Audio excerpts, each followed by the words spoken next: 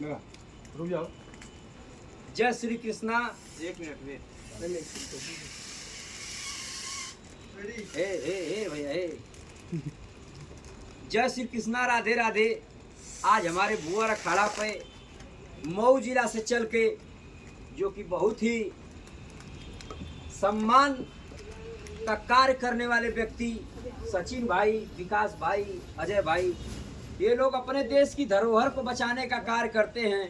आज भुअर अखाड़े पे आए हुए हैं। भुअर अखाड़ा का यही उद्देश्य है कि देश की धरोहर बचाओ और अपने पुराने खेलों को जीवित करो। जो पहले खेले जाते थे उन खेलों का सम्मान भुअर अखाड़ा पे हमेशा हो रहा है और होता रहेगा और अनवरत चलता रहेगा। जितने लोग यूपी बिहार में पुरानी चीजों से जुड़े हुए हैं उनका यहाँ पे सम्मान किया जाता है, प्यार दिया जाता है। आइए मैं चाहता हूँ कि इन लोगों का सम्मान किया जाए। भैया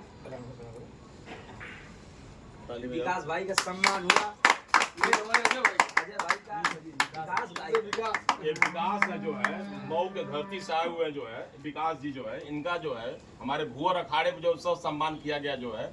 और ये जो है हमारे जो है सचिन भाई जो है ये मऊ के धरती से चल के ये भी आए हैं और उनका भुअर अखाड़े पे सम्मान किया गया जो है।